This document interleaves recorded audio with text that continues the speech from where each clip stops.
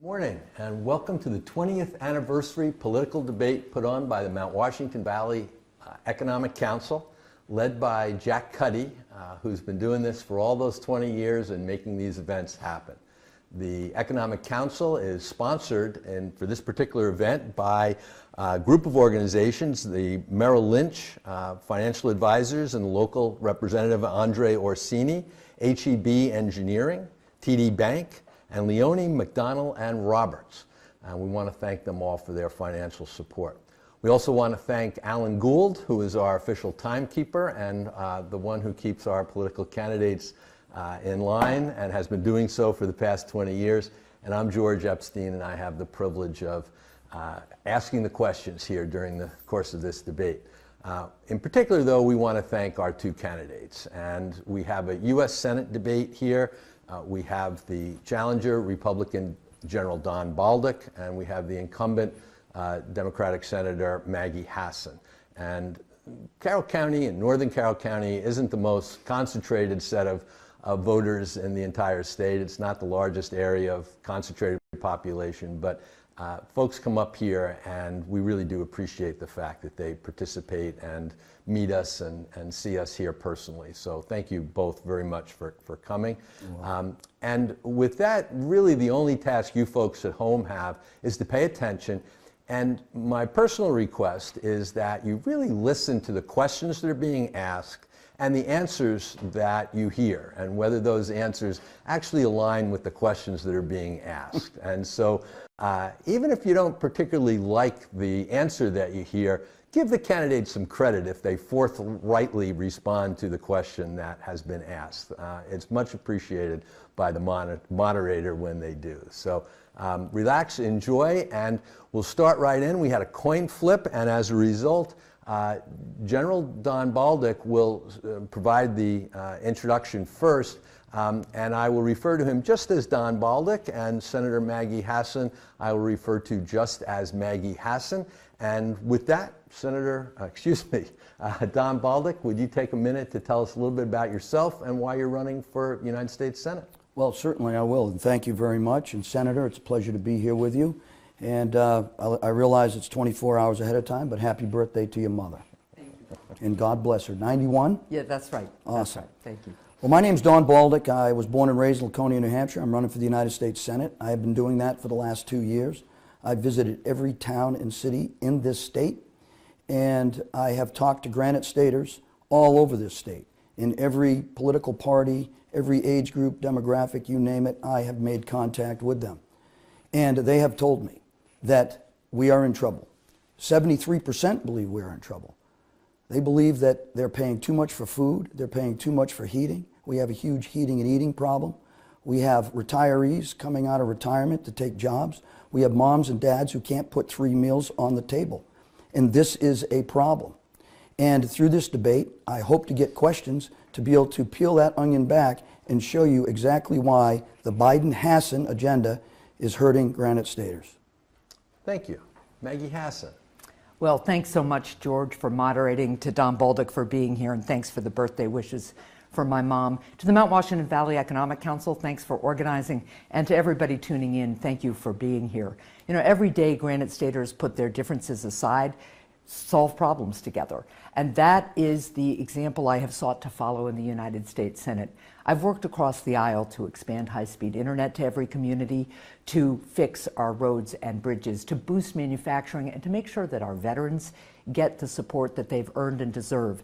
And I have stood up to big oil and big pharma to take the necessary steps so that we can do the work to begin lowering costs for Granite Staters. I have a record of delivering results for New Hampshire, and I'm really proud of the fact that I've been named the most bipartisan senator in the country. As long as I do this work, and I hope to earn your support, I will listen to you and focus on your priorities and work to deliver for New Hampshire. Thank you. Thank you. Inflation. Inflation is defined by many economists as too much money chasing too few goods. When we have too many dollars, each dollar is worth a little less, and as a result, we have inflation. The Federal Reserve tries to fight inflation and often succeeds fighting inflation by raising interest rates, which reduces the money supply. The United States Congress primarily can influence the money supply by not doing what the United States Congress has been doing for 40 years, which is borrowing trillions and trillions and trillions of dollars. When the federal government borrows money, it adds to the money supply and it creates inflation. What would you do, and we'll start with Maggie Hassan, what would you do to make the really major cuts, the hundreds of billions of dollars that need to be cut from the deficit by either reducing spending or by increasing taxes, and as a result, reduce inflation? Maggie Hassan. Well, let's take a step back and just talk about the fact that inflation is straining way too many families and small businesses in particular right now. And that's why it's so important that we address short-term costs now where we can, and also address the long-term drivers of inflation. So a couple of things. One, we passed a bill that allows Medicare to negotiate prescription drug prices. That brings the cost down for seniors, more money in their pockets. And also took the step to stand up to big oil so that people can invest in energy efficiency and get a tax cut for that. Now, the provision that I just talked about, Medicare prescription drug negotiations, that also reduces the federal deficit by $300 billion at least. It's hundreds of billions over a number of years. And that's something my opponent has opposed, as he has opposed the energy provisions I talked about too. And I'm happy to follow up with you, George, too, on the bipartisan work I've done to save the United States government hundreds of billions of dollars. Perhaps 30 more seconds, Maggie Hassan. Isn't it true that the bill to negotiate drug rates doesn't take effect till 2026? Four more years. So some of it takes effect right now. For instance, drug companies are already subject to a penalty if they spike their prices too high as a result of that legislation. The cap on insulin for seniors at $35 a month will start in January, but we anticipate a ripple effect across the drug markets because of this legislation. But let's also talk about the fact that we can suspend the gas tax, something I'm behind and have a bill to support, again, which my opponent opposes. Thank you. Don Bolduc, let's take a minute first just to dive into the federal deficit and the contribution of that deficit toward inflation, what you would do about it. So, well, I would do what Granite Staters have asked me to do, and that is stop the out-of-control spending. First of all, since March to August, Senator Hassan has voted to approve $5.2 trillion worth of spending. That automatically wiped out $2 trillion of retirement savings for Americans. They can't afford that. Inflation, inflation, inflation is what I hear. It's driven by bad energy decisions, and those decisions have impacted Granite Staters and raised inflation to a historic level, and it's only going to get higher. In addition to that, Granite Staters can't put food on the table as a result, can't heat their homes as a result, and it's all about big spending. It's all about our border, spending billions of dollars, allowing opioids and high crime and all these other things coming in. So we got to stop the spending immediately. She voted against a bill in August to do that. I would vote for that bill. I'm going to follow up first. What would be, though, the hundreds of billions of dollars that we would need to cut from spending in order to bring our deficit spending under control? Where would you get hundreds of billions of dollars in reduced spending? Well, I think you need to review the omnibus bill. You need to review the Inflation Reduction Act, which was nothing more than an IRS expansion act. $80 billion there. That should have gone to the Border Patrol, but it didn't, and she voted against that in August. We got to look at all these bills and all these bailouts and all the money that goes to goes to special interests and lobbyists that she supports when she's not supporting Granite Staters to get business done. Let's give each candidate another minute on this topic. I'd still really like to hear, since there are too many dollars in our economy, how we're going to reduce the federal deficit, which is really the only significant thing that the Congress can do to have an impact on inflation. You point out some other examples, but 1 minute, Maggie Hassan, please. Sure. So first of all, let's just be clear. We've reduced the federal deficit by half in the last year. And that's a really important note. Let's also talk about the fact that one of the ways we could reduce the deficit is stop the huge tax breaks that Don Bolduc supports for big oil and big pharma. That costs the federal government billions of dollars, and he supports maintaining those tax cuts. He stands with big oil and big pharma when it comes to that.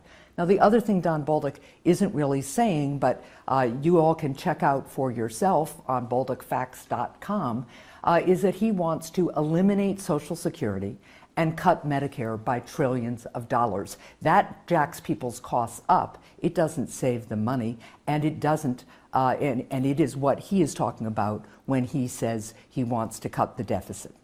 Thank you. Well, these aren't Don Bolduc's facts.com. They're Maggie Hassan lies.com. And I have never said that I would get rid of Social Security. I'm coming into the window on Social Security. She's been stealing from it for 6 years. Under her, it would go insolvent. That is a fact, and I have never said that. Those are lies, and they got to be called out as lies, and you have to do your research. She has voted not to increase the production of oil and natural gas, which would allow more money into the economy and less money out of people's pockets. This would help the economy. She voted against increasing spending in August. This is what she's done. She's throwing out these other things to distract from the big topic that Biden and Hassan have hurt Granite Staters and Americans to the point where they can't even afford to live anymore. 83% of their savings has been reduced, $8,600 more dollars in credit card bills, and $700 to $1,000 coming out of their pocket. And 180 people were removed from their employment up in Colebrook because of money she throws at problems.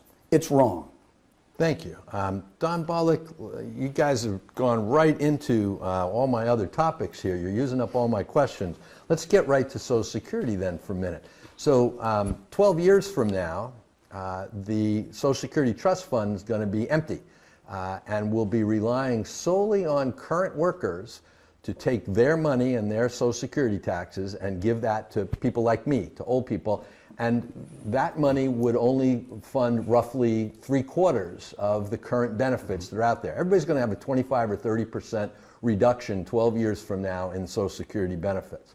The only way to prop up Social Security and to save Social Security, I think, is to either reduce the benefits or increase the taxes that are paid. That's how you balance the budget. How are you going to save Social Security? 1 minute, please. Well, I'm going to save Social Security by stopping Congress from stealing from it, like it's been, and putting the money back, which is the people's money, not the government's money. It's not an entitlement. That's your money. They look at it as an entitlement, and they feel they can do anything they want with it when they get a pet project that they want to support with their special interest in lobbyists, which is what is always, which is the case.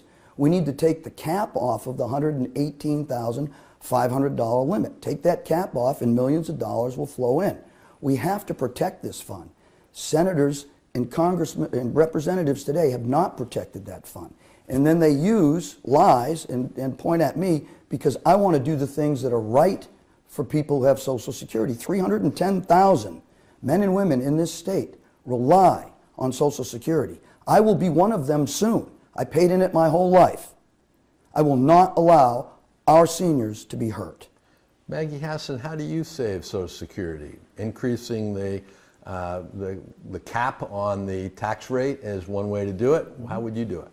So first of all, Social Security is a program that people pay into for their entire working lives, and it is a benefit that they have earned and deserved, and it is essential to a dignified retirement for our seniors. So I will always fight to protect it. I will let people know that the website I referenced that has Don Bolduc on video talking about his plan for Social Security is just his videos, it's his words. You all can look at it yourself at bolducfacts.com. Now, to George's point, we need to do two things. One is you can ask the wealthiest Americans to pay a little bit more into the system. That's raising the income limit for payments into the system. It's also essential that we grow the economy because when you grow the economy, people earn more, have more jobs, they pay more into the program. It's also absolutely essential that people understand that Don Bolduc has said that he would eliminate Social Security and make trillions of dollars of cuts to Medicare. Thank you. Let's touch one other category of the national budget, and that would be the Biden plan to provide roughly $400 billion in loan forgiveness to students who have massive amounts of debt. Those of us here in New Hampshire know that our students here in New Hampshire have the highest debt in the country because we have particularly high tuition rates because the state doesn't fund public education, higher education very well. What do you think of that $400 billion loan forgiveness plan, Maggie Hassan? And is it legal? Is it something that a president can do without the approval of the Congress? So first of all, student debt is too high, and it is holding our young people in particular and our economy back. But my focus, I don't support the cancellation of all student debt. My focus has always been on how you lower costs of higher education. I've supported doubling the Pell Grant, for instance. I've supported making the Pell Grant apply to quality apprenticeship programs too, and making sure that students can learn the skills they need to get a good paying job right after high school while they're in high school. I've also worked on making the public service student loan forgiveness program better. And a number of other things that give people the chance to earn a degree while they're working so that they don't have to incur student debt in the first place. Having said all that, I think what the administration did here was reach a balanced compromise. 90% of this forgiveness will go to people earning $75,000 or less. But it has not been what I would focus on, and I think courts are going to decide whether the administration has the power to do this. Don Bolduc, would you comment on the loan forgiveness plan? Well, first of all, I don't agree with it. I don't believe in debt transfer, and I don't believe in debt burdening. And Senator Hassan does, and she's been doing it consistently. And, you know, this is the first time I've heard this from her, so it's interesting. But at the end of the day, she thinks it's a good compromise. Well, you tell that to the people that are going to assume this debt that didn't have college debt, that are out there at other schools or are out there starting a business that didn't go to college, and now they're going to have to pay for someone else's college.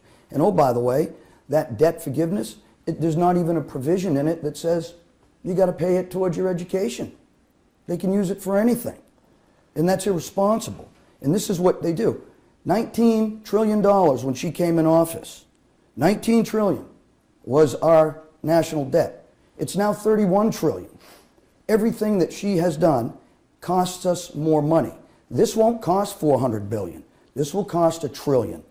Ask 63 of the most influential economists. It's a bad idea. How scared are we, Don Bolduc, about our economic future as a country? Our debt, as you point out, is over $30 trillion, and the interest we pay on the national debt is now up to about $400 billion a year. It's the fourth largest portion of our budget. And over the next 10 years, interest rates are going up, so that interest is going to grow to well over $1 trillion, over $1 trillion in annual payments we have to make on interest in the national debt.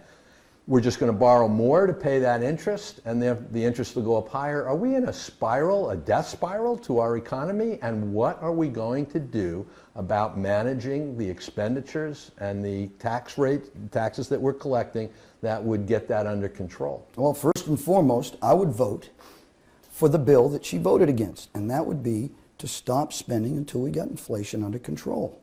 And that would be to reverse our energy costs. It makes no sense what they're doing right now.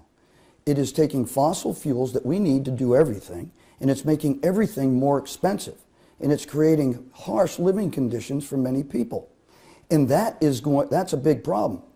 Also, their policies prevent the labor force from being filled. She knows that. She went to a manufacturer last week, and she found the big question was, what are you going to do about getting people back to work? And she discussed getting people back to work, but their solutions don't bring people back to work, keeps people out of work. And the electrical bills, and how you're going to keep it up. Businesses all over this state worry about that. Granite staters worry about that. This is a huge problem. We got to put the habeas grabus, so to speak, on Congress and stop them from spending with these 6,000 page bills with all their special interests and lobbyist stuff inside it. Maggie Hassan, the $1 trillion plus potential interest bill in the next few years is going to destroy our economy. What do we do about it? Oh, well, let's talk about what we have done about it, what we continue to work to do about it. But before I do that, it is kind of rich to hear Don Bolduc talk about reducing the deficit. What you just heard was him singing Big Oil's song, right? So he stands with Big Oil to give them billions of dollars of tax breaks, which costs taxpayers, all of you, money. He stands with Big Pharma. He says he would support the tax breaks that were given to Big Pharma in 2017, again, costing us billions and billions of dollars. He says Big Oil needs more capacity when it's refusing to tap already permitted oil wells in the United States. Why? They're making record profits right now while exploiting granite staters, exploiting a war in Russia, exploiting a pandemic, and he's standing right by their side. We have passed a law that will allow us to pivot to clean energy. And in terms of the deficit, I'm happy to talk about my record, including the steps we've taken to save the Medicare program money, including the steps we've taken to save the Medicaid program money by stopping a bipartisan bill to stop Big Pharma from overcharging Medicaid. And then I'm happy to talk about the CHIPS and Science Act and the bipartisan infrastructure bill, which take major steps to reducing inflation and saving us money over time. We'll come back to oil and actually a number of those topics. But first, something very important, Maggie Hassan. What was your favorite television show as a kid? Oh, wow. A number of them, but I think The Man from U.N.C.L.E., we watched it every Friday night. My mother allowed us to have an ice cream float while we watched it. And we were allowed to watch about 3 hours of TV a week, so that was a big deal. The Man from U.N.C.L.E., Don Bolduc. Yeah, that was a good show, but mine was Hogan's Heroes. Hogan's Heroes. That's a good Hogan's one, too. Heroes. Yeah, wow. That's a good one, too. Okay. Those weren't the two that I would have expected from you. That's terrific. Okay. I'm not even going to try to frame the question, Maggie Hassan. I'm just going to throw it right out there. What is your position on the role of the United States Senate in managing, controlling abortion in the United States? So this is a really important issue to people all over the country. This is about women's fundamental freedom and our capacity to be included in our democracy. I think women have the capacity to make sure that they can make their own decisions. They have the moral compass to make their own decisions about their health, their reproductive future, and their lives. And so I think government has no role here because I think every time government tries to regulate this, they end up making decisions that hurt women, especially at times of very complex decisions. This is a major difference between my opponent and me. He supported the Dobbs decision that overturned Roe v. Wade and said we should rejoice at it. And his record makes clear he would be a yes vote for a national abortion ban. Thank you. Don Bolduc, your position on abortion, Sure. and particularly the role of the U.S. Senate. Right. So the role of the U.S. Senate federal government is not to be involved. And that's what the Dobbs decision did. It didn't reverse Roe v. Wade, right? Once again, the senator should know this. She's there. She knows. She should know this. She was a governor. She was a state senator. She knows the difference, right? It only moved it down to the state level. And our governor and our legislature passed a law. And I support that law. I do not support a federal ban. I do not want it at the federal level. The federal level has hurt people over the last 50 years. She thinks it helps people, but it hurts people to be at the federal level. State level, men and women, or excuse me, women on both sides of the issue, women on both sides of the issue will have a better voice at the state level than they would anywhere else. And our governor and legislature have passed a law, and that's what I support. So the lies in her commercials, right now, she needs to take that commercial down because it has been a lie and it is a lie. Let's talk about our Supreme Court in a little bit more detail. So normally I ask the same question of both of you, but I'm going to frame it a little bit differently. Don Bolduc, the recent Supreme Court nominees who went before the United States Senate for their confirmation stood or sat before the United States Senate and said they would respect precedent. And Supreme Court nominees never say how they're going to vote one way or the other on a particular case, but they clearly were suggesting that they wouldn't be reversing the Roe versus Wade decision from 50 years ago. Did they not intentionally mislead the United States Congress, and shouldn't they be impeached? Well, no, I don't think they should be impeached. I don't think anyone on the Supreme Court should be impeached. I think they did what they were supposed to do, and that's interpret the Constitution, right? Too many courts don't interpret the Constitution. That's the Supreme Court's #1 job, not legislate from the bench. And even Ruth Bader Ginsburg knew that Roe v. Wade was on shaky ground by connecting it to the Constitution. That's why they reversed that decision with Dobbs and gave it to the states to decide. But 15 more seconds. Fundamental. Sorry. Fundamental. Interpret the Constitution, Supreme Court, not legislate, and I believe that's what they did. But didn't they testify, 15 seconds, under oath that they would respect precedent? Didn't everybody assume that Roe versus Wade was a precedent? And didn't they therefore lie to the United States Senate? I think that all judges are going to say they're going to respect precedent. I don't know. I'm not a judge. But at the end of the day, when they get there and they sit down and they look at law and they say, well, this isn't a constitutional issue. So in this case, we need a different finding. And that's what they did. Thank you. Maggie Hassan, 50 years ago, the Supreme Court ruled in Roe versus Wade that there was a right to privacy in the United States Constitution. The word privacy doesn't appear anywhere in the Constitution. They created a right to privacy from the Constitution. Wasn't it correct of the Supreme Court to reverse Roe versus Wade because there was no right to privacy in the Constitution that they relied upon for Roe versus Wade? I think Roe versus Wade was correctly decided, George. I also think subsequent Supreme Court decisions that said this is about a woman's liberty interest, certainly we think liberty is protected in the United States Constitution, were the right decisions. But let's be really clear. Nominees for the United States Supreme Court came in front of the United States Senate and misled the United States Senate about what their true position on Roe v. Wade was and whether they would protect it as precedent. Don Bolduc is following that lead. He is working to mislead the people of the Granite State about his true position on this issue. He has said, and again, you can go to bolducfacts.com and look this up, that not only should we rejoice at the overturning of Roe v. Wade, which was, of course, a national federal protection of a constitutional right, but he has also said, when we pushed him on this, that we should get over it. He has said on the record that he would never vote in Washington against anti-choice legislation.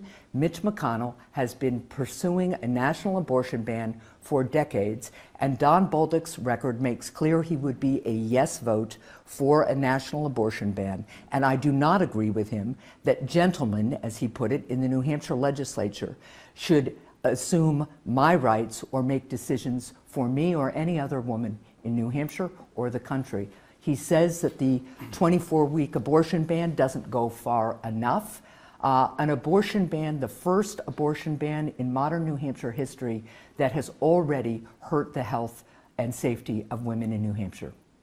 Would you like an extra 15 seconds? I sure would, because there's a lot to unpack there of untruth, right? I was in Auburn at a town hall, and she wouldn't even know what a town hall looks like unless it's through Zoom, right? All there were was men in the room. These gentlemen, there were no women in the room. So let's clarify that. Twist things, take it out of context, and use it for their own purposes to deceive and lie. Listen, New Hampshire has a law. It allows a woman 24 weeks to decide, regardless of circumstances of pregnancy, on what she wants to do. And then after that, 7th, 8th, and 9th month, it is specifically the health of the mother and the baby. That is something that all Granite Staters well, not all, a majority of Granite Staters agree with, right? A majority. She wants abortion up to the time of birth. And that is unacceptable to a majority of Granite Staters. She's the extremist. She's wrong. Last 15 seconds. George, what Don Bolduc just described doesn't happen. What does happen is women faced with incredibly tragic and difficult circumstances as a pregnancy progresses has to make a decision or has to get medical care. The abortion ban that Don Bolduc says didn't go far enough had no exceptions for fatal fetal anomaly, for rape or incest, and has prevented Granite State women from getting critical health care. Again, I'm happy to talk more about this, but at the end of the day, women can make these decisions on their own, and politicians like Don Bolduc have no place in the examining room. The Supreme Court continues to worry me. We have a Congress that is highly partisan. We have presidents that are viewed very differently by the two political parties and have divided America very deeply. But we count on our Supreme Court to be a nonpartisan arbiter of justice, interpreting the law, interpreting the Constitution in such a way that they are searching for truth and justice and the American way.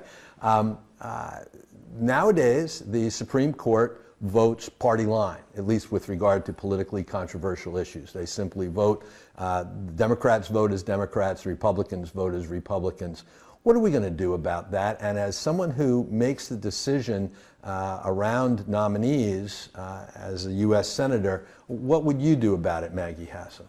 Well, thanks for the question. I am very concerned about the politicization of the United States Supreme Court. It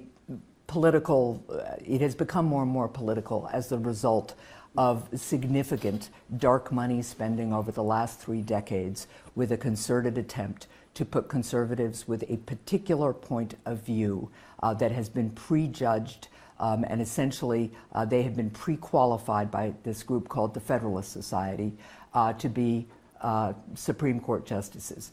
I always look at their underlying qualifications as lawyers, their experience, and whether they respect the fundamental rights of all Americans. But let's be really clear. The same dark money that influenced the appointments of these Supreme Court justices is being used to influence this election and elections around the country. Mitch McConnell is spending $60 million in dark money against me in this campaign, and these dark money interests need to be reined in. We need to have campaign finance reform, something that Don Bolduc does not support. If we get money out of politics and out of the Supreme Court nomination process, it would be a major step forward.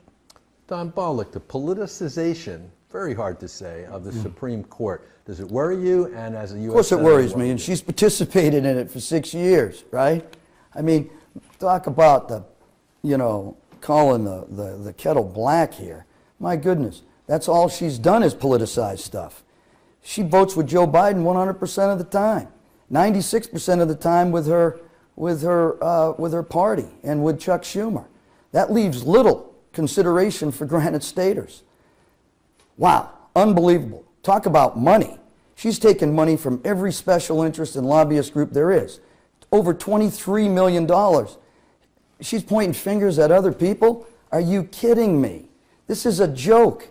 This is a politician at work. Twist things, lie, twist them around, look at the camera, and then put out something that is absolutely untrue. This has to be challenged on November 8th. We got to get rid of career politicians. Granite Staters say, number one problem is career politicians. 20 years, right there. 20 years, career politician. And look at what's happened to New Hampshire. Historic inflation. People are hurting. They can't afford the necessities of life at 78%, Unbelievable. This is the consequences of a career politician who is in bed with special interests and lobbyists. Not Don Bolduc, who is running and has never been a politician. And George, just a quick note. What you didn't hear Don Bolduc say was that he does not support the Disclose Act, which would tell people who is contributing to those funds that air all those ads. And secondly, that he doesn't support overturning the Citizens United case, which is what allows these dark money groups to have this outsized role in politics, drowning out your voice. I support overturning Citizens United. I support the Disclose Act, which Mitch McConnell just blocked in the United States Senate. And I would love to be able to talk about what we're doing about the long-term costs of inflation here, the long-term causes of inflation, because that is a major concern and priority. And I'd love to talk about what we need to do next about that. Yeah, that was awesome. I have $1 million in my purse. She has 23 million. I'll be glad to show you where every dollar comes from. She won't. Give me a break here. Granite Staters know this. They know that career politicians just get money and money and money thrown at them by special interest and lobbyists who they do the bidding for. And let's not talk about the wealthy, wealthy political elite who she does the bidding for as well. This is an unbelievable but great conversation to disclose what, the hypocrisy in what she is saying. She is the problem.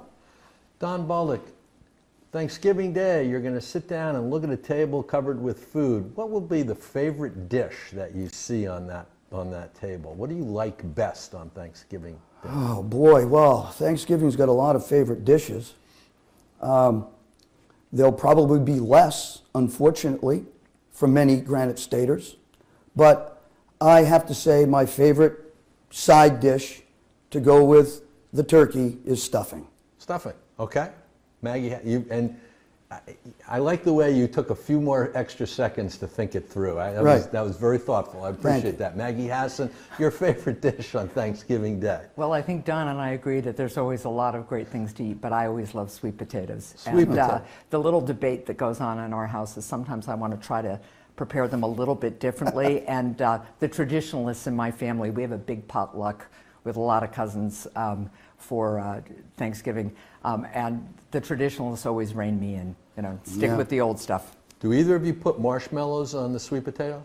Melt them on the sweet potatoes? Yes, that happens in my house. And my wife is a huge, huge fan of sweet potatoes. So I think she'd agree with the senator on that. I might be willing to come to your houses. Yeah. Last few years, droughts and wildfires and hurricanes and floods, a lot of extreme weather events, Don Bolduc. And the Republican Party doesn't seem to be very interested in or providing a lot of recommendations or suggestions about the reduction of fossil fuels, reduction of greenhouse gases.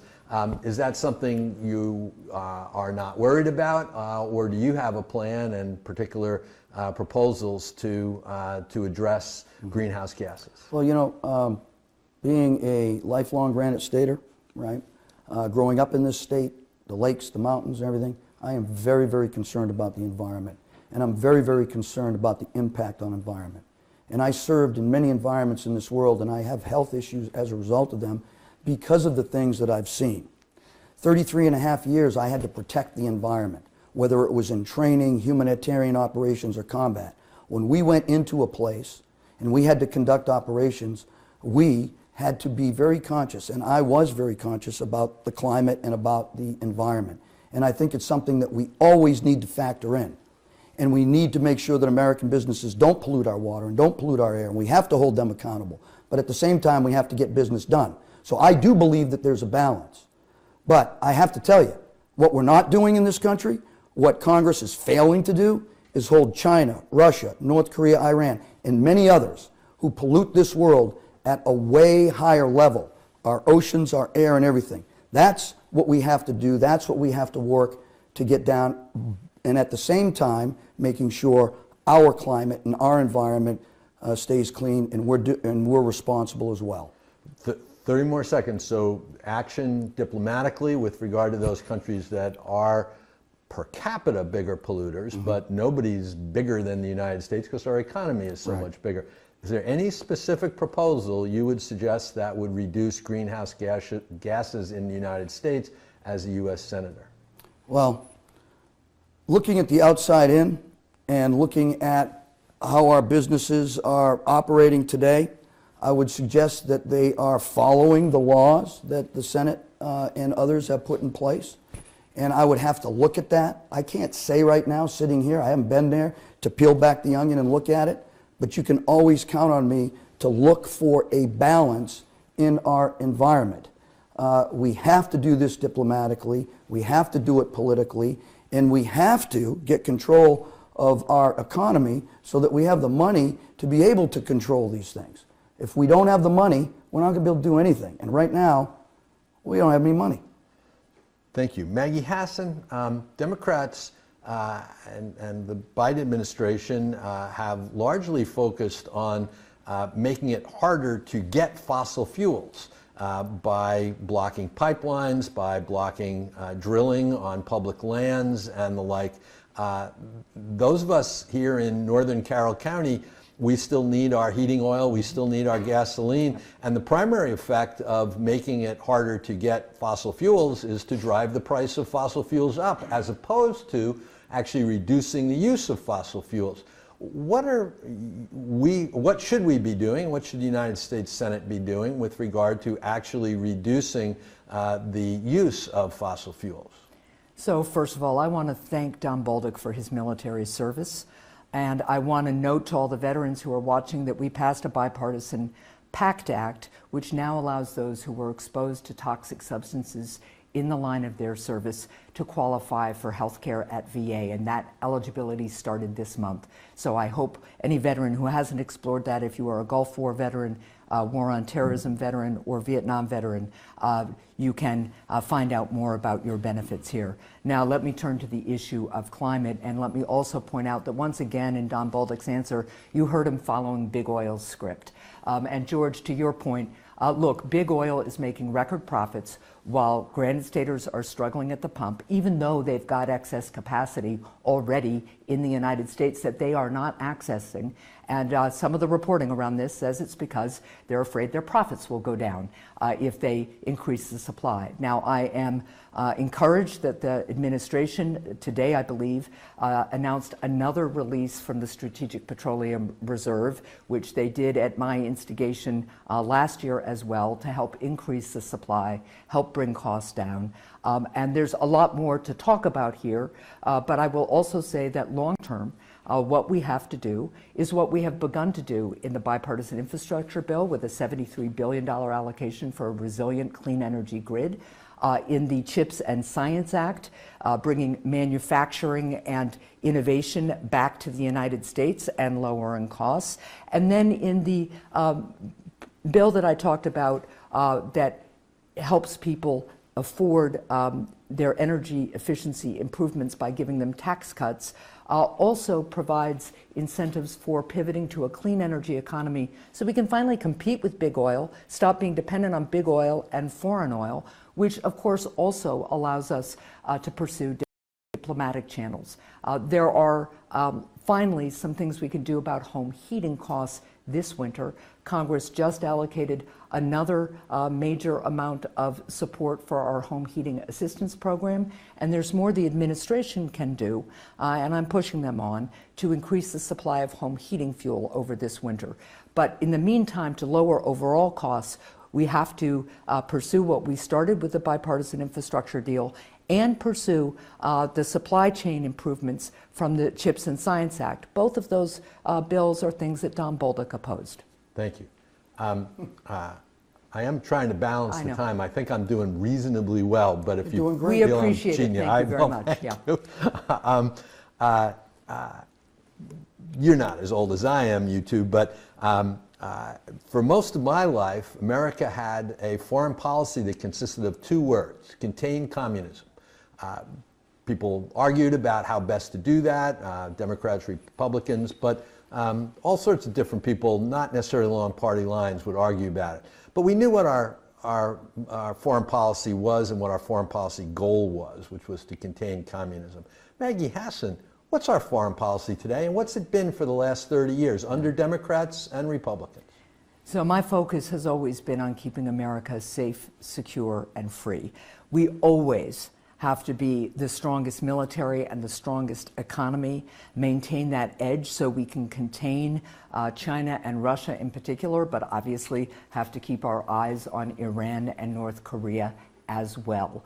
I have always supported significant investments in improving our military readiness, supporting pay increases for our troops, supporting additional investment in critical military equipment, making sure that our military continues to have cutting-edge technology. Some of the bipartisan work that I've done has been around making sure that we are doing the research and have the resources to stay ahead on quantum technology, which is going to influence our military capacity and our edge and our ability to thwart things like cyber attacks and other hostile activities from other countries. I will always work to keep America safe, secure, and free. Thank you. Don Bolduc, what's America's foreign policy and what should it be? Well, it's, in one word, react. There is no policy and strategy. It's react. And there's no leadership involved. In the Department of Defense, Department of State, and most importantly, the Senate, is absent without leave in this area. Listen, our military is marginally capable of doing its job. All this stuff she talked about, it sounds good, it briefs well, but the fact of the matter is we're marginally capable. We can't recruit, we can't retain. We're teaching them CRT, we're teaching them transgender stuff, we're detracting from their main mission, which is to fight and win our nation wars. We're not doing what we're supposed to be doing, what she says she wants to do, and that's ensure the men and women in our military have everything they need to have. Well, right now they need training, and they're not getting training because of her and Joe Biden's political distractions. Under her watch, 20,000 service members have been removed from service for not getting a shot that doesn't even work. There's no operational requirement for that, but she said nothing. During her watch, she pats herself on the back all the time for helping veterans. Well, I'm here to tell you, over the last, from 2001 to 2020, 30,000 service members have killed themselves. While we sit here, every 65 minutes, a veteran kills themselves. You can't pat yourself on the back and say you're doing the right thing by veterans when those kind of statistics are the bottom line to what is being done. It's absolutely wrong, and it really incenses me, and it incenses veterans. And we don't like to hear career politicians talking about this stuff, particularly ones who don't even have any experience. Let's talk about what she's done to this country. Open the borders, immigration. She talks about wanting to take care of men and women and children. Men and women and children, because of her policies and Biden's policies on the Homeland Security Committee, right, have let thousands, millions of women and children make a trek to this country while they get murdered and raped and assaulted. That's not humane, okay? She lets millions in here. She lets cartels have their way with opioid crisis, 200% worse here. Halloween is very dangerous this year. Adderall pills, stamped like fentanyl pills. Manchester, under her watch, even as governor, has become a distribution point. Used to be Lawrence, now it's Manchester. She has participated in the weakening of this country, both at home and abroad, and she needs to be held accountable for it. So, Maggie Hassan, a full minute to respond, but I will frame another question with regard to border security. We're getting there. So, but a minute to respond in terms of additional time. So I will wait for the question on border security here because it is a major priority of mine and something I have stood up to my own party about. But let me just start with this. I am grateful for Don Bolduc's service. I am the daughter of a World War II veteran who survived the Battle of the Bulge and asked me each and every day, what are you doing for freedom today? Because he had seen up close what happens when tyrants take over. I am committed to working with veterans, and as Don and I have in the past, we now have, in addition to this PACT Act, a 988 suicide hotline that has a particular prompt just for veterans where they can get veteran-informed counseling, and it's not where we need to be yet. Every veteran I talk to, every veterans group I talk to, talks about prioritizing mental health and particular concern about suicide. But that, along with the Solid Start Act, which was just signed into law, I think, yesterday, a bipartisan bill that I had with Joni Ernst, a combat veteran, will ensure that the VA reaches out to veterans at least 3 times in their first year of separation from service, so they are very aware of what services are available. There is more work to do, not only around veterans' mental health, but around the mental health of all of our people, and especially right now, too, I think, our children. And I'm happy to talk at further length at George's discretion about the work we're doing there.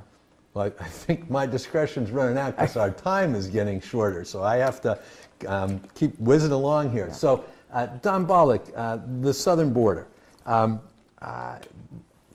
The problem there is a different problem from what it's been when Ronald Reagan had nearly 2 million people crossing that border. At the time, they were primarily Mexicans. They were primarily coming for economic benefit. Now the majority of people showing up at the border are people who are coming as refugees and claiming asylum in the United States under our laws, the laws that we have currently in place. So would you change, and so they're following the law in that sense. They're showing up saying, please give me asylum, and then we have an incredibly slow process for processing those individuals. So would you change the asylum laws? Would you make it would you change America's longtime policy of accepting refugees and giving them the opportunity to apply for asylum? Because that's who's coming across the border or showing up at the border now. No, I wouldn't change any of that. I would enforce it. I would see that it was enforced properly. We have laws. We have plenty of laws. And there are probably some things that need to be tightened up on the visa side and other things. But we can do that, right? To make it work for Americans. This is about making it work for Americans, and we've always been a humane and accepting country. And I have put my life on the line for that. And I have done humanitarian operations, not only on this border, but on many other borders in the world.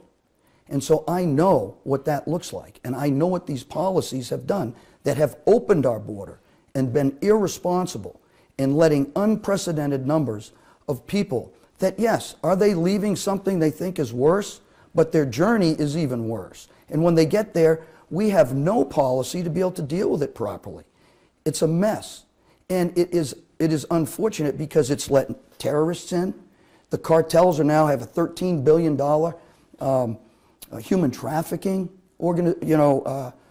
business, opioid business, illicit trafficking of firearms, the unsecure border, which she has allowed happen and has said nothing.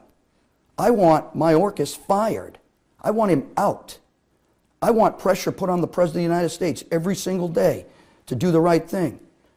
Reinforce our Border Patrol. She just voted against reversing the 87,000 IRS agents and the $80 billion. And the bill would have taken that personnel and that money and put it in the Border Patrol where they need it. Our northern borders and other ports of entry are hurting as well because they got to flood the zone with people they don't have in the south. Policy's wrong and it needs to be changed. Thank you. Maggie Hassan, the Biden administration has conveyed a message of warmth and invitation that has resulted in millions of individuals traveling from these other countries to come to the United States and has created arguably a very dangerous situation for many of them. Has the policy of this president been the right policy, and how would you change it? Well, I don't agree with the premise of your question, George, but let me talk to you about what I have done. I have traveled to the southern border multiple times as your senator, meeting with the frontline personnel. It is absolutely essential we have a safe, secure, and orderly border. That's a prerequisite to having a border that is humane and consistent with our values. So I have stood up to members of my own party and to the president because the president wants to lift this program called Title 42. I believe he wants to do it prematurely because we know that when that happens, there will be an even greater surge of migrants coming over the border. We have to keep migrants from crossing illegally. We also have to stop drug trafficking and sex trafficking at the border. So I have listened to the men and women at the border. I have called on and funded additional personnel, additional technology, particularly technology to detect fentanyl and other synthetic opioids, as well as supported additional physical barriers in certain parts of the border. Another issue, which we don't have time in this question to answer, is what I continue to do to fight the opioid epidemic, and frankly, how out of touch some of Don Bolduc's recent comments are about understanding the opioid epidemic. Thank All right, you. sir. All right. She mentioned two bills that she just voted against. She voted against additional technology, and she voted against keeping Title 42 in place, sir. Those are lies. They need to come out here. That's a lie. She voted against it in August, sir. That can't stand. That cannot stand. Just briefly, George, what he's talking about are political partisan measures. Both the infrastructure bill and a number of other government funding bills. Did you vote against it, Senator? Have funded 600 additional border agents, additional technology. Donald Trump signed one of the bills that I sponsored to make sure we can detect fentanyl at the border. I will always fight the fentanyl cartels. I have traveled to China and challenged Chinese officials who were turning a blind eye to fentanyl and made them list it as a narcotic. And I've worked with Senator Rob Portman, a Republican, to prevent the importation of fentanyl in our U.S. Postal Service. Now, Don Bolduc recently just said that he doesn't think Narcan is a good idea, that life-saving medication that has saved lives in New Hampshire and all around the country and allowed people to enter into recovery. We need to address the demand for opioids as well as the supply, and I am happy to discuss my record further of doing that. 30 more seconds, Don Bolduc, on the topic of opioids and drugs in particular. So I am a certified police officer. I went through the training. I know what Narcan does. I know what it's supposed to do, and I agree with its use, okay? So that's not true at all. What we need to do is, instead of throwing money at programs that don't help prevention for our children and don't deal with recovery and treatment effectively, we need to reallocate that money to do better there, right? I support the use of Narcan, right? I'm a law enforcement officer. I know what it's for, and I've been saving lives my whole life. So even to say that is a really bad thing for her to say. But at the end of the day, that's my position. He's on the record saying it, and we'll be happy to get people to say it. Thank you. So I haven't wanted to dwell on presidents. We have two presidents, the current one and the previous one, who are deeply unpopular with large swaths of the country, but people kind of want to know what you folks feel based on the questions that I received about those presidents. So I'm going to ask a particularly tough question, Don Bolduc. So up until the primary, you stated that that Donald Trump won the election in 2020. Do you believe that you reversed that after the primary? Do you believe that that position undermines America's democracy? Do you believe that position weakens our country by creating problems with the electorate feeling confident in our electoral system? Well, I think that, the 2016 election, which had the same type of accusations by the Democrats and Hillary Clinton, and 2020 are political realms, right? That's the politics. The problem that we have here in New Hampshire is, specifically, is that our legislators know, and I've talked to many of them, that they need to tighten things up. Like, they need to relook same-day voter registration. They need to look the expansion of the mail-in ballots from the COVID policy till now. They know that they have to have mandatory IDs. They know that they need to stop and do the best they can and stop out-of-state college students, people that live out of state, from voting here in New Hampshire. There's a process for that, right? doesn't deny anybody their voting rights. But what Senator Hassan will do is federalize elections, and she's on the record for that. She wants to get rid of the Electoral College, and she's on the record for that in a town hall. And, oh, by the way, she would support the Democratic Party's vision to get rid of the New Hampshire first in the primary status.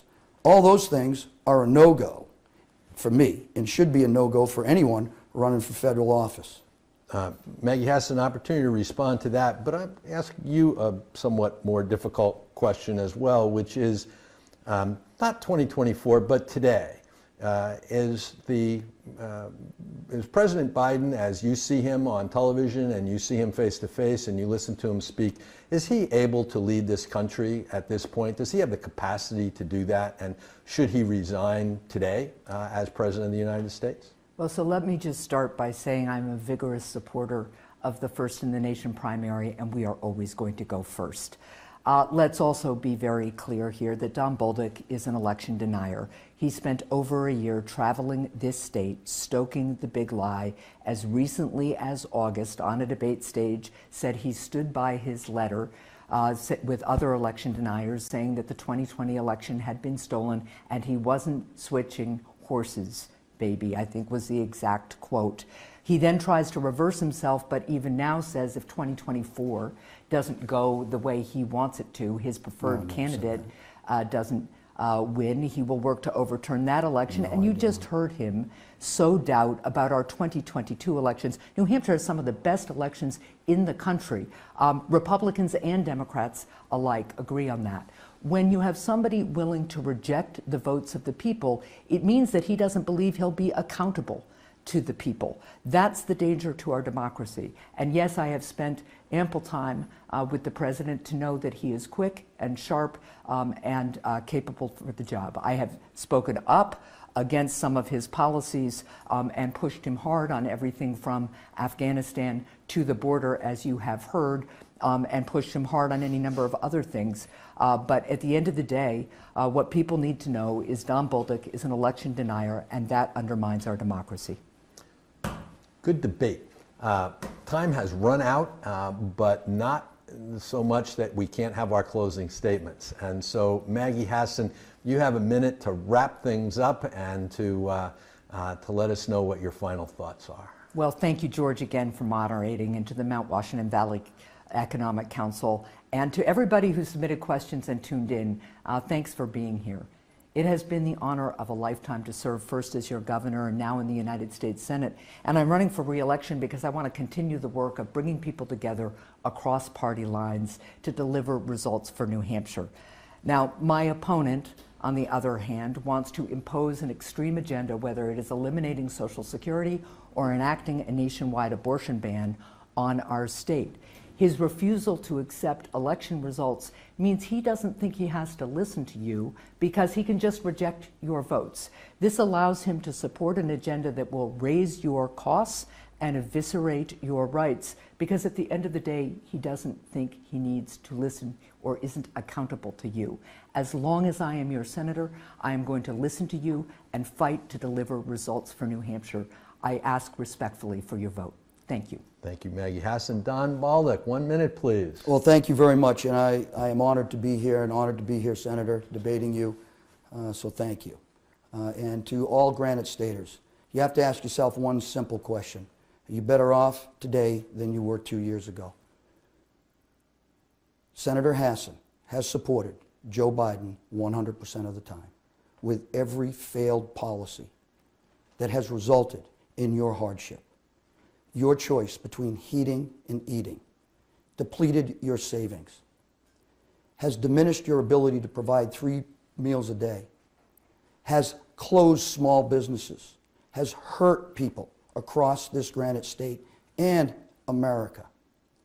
She is not serving you. Instead, she would rather talk about what you're not thinking about. You're thinking about inflation. You're thinking about high costs. You're thinking about how to take care of your family. She's thinking about everything else and to cast lies and dispersions on me. And that's fine, I can take it. I've served 33 and a half years honorably for this country, following orders and keeping you safe. And I have done that, and I have done that in conjunction with great men and women. And I will continue to do that as your United States Senator. You put me in office, you vote for me on 8 November, and we will reverse all your hardship that she has caused. Thank you, and God bless you. And thank you, Don Bolduc, and thank you, viewers, and thanks to Valley Vision and Bill Edmonds for putting this on, and thank you for making this as enjoyable and interesting experience as it has been. You folks at home now, you can get to work because November 8th you have to get out and vote and make your decision based, hopefully in part, on what you learned here today. Thank you all very much, and tune in another couple of days for a United States House debate that we'll be having here on Thursday. So thank you all very much, and good evening.